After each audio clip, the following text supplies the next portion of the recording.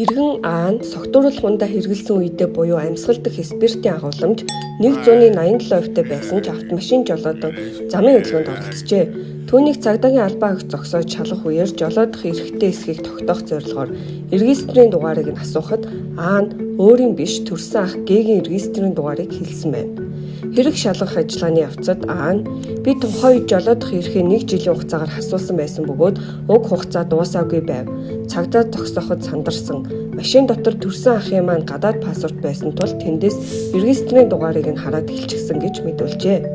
Шүүхээс уг үйлдэлийг хүний хувийн мэдээлэл хамгаалах тухай хууль заасан хүний хувийн мэдээллийн тухайн хүний зөвшөөрлгүйгээр бусдад задруулсан гэж үзсэн байна. Учир нь регистрийн дугаар нь дахин давтагдчихгүй бөгөөд тухайн хүнийг шууд болон шууд бусаар тодорхойлох боломжтой хувийн мэдээлэлд хамаардаг аж. Иймд шүүхээс Ааг хувь хүний хуулиар хамгаалагдсан нууцыг өөрийнх нь зөвшөөрлгүйгээр задруулсан гэмт хэрэг үйлдсэн гэм буруутай тооцжээ. Мөн Аа нь өмнө тээврийн хэрэгсэл жолоодох эрхээ асуусан байсан атлаа согтууруулах ундаа хэрэгэлсэн үедээ дахин автомашин жолоодсон тогтоогдсон байна. Үүний дагуу шүүхээс эрүүгийн хуулийн 27-гийн 10 дугаар зүйлийн 5 дахь хэсэгт зааснаар тээврийн хэрэгсэл жолоодох эрхийг 2 жилийн хугацаагаар хасаж 3 сая төгрөгөөр торгох ял.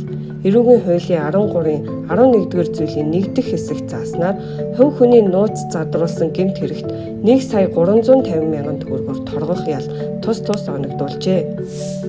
Ингэснээр Аад оногдуулсан нийт торгуулийн хэмжээ 4 сая 350 мянган төгрөг болсон байна.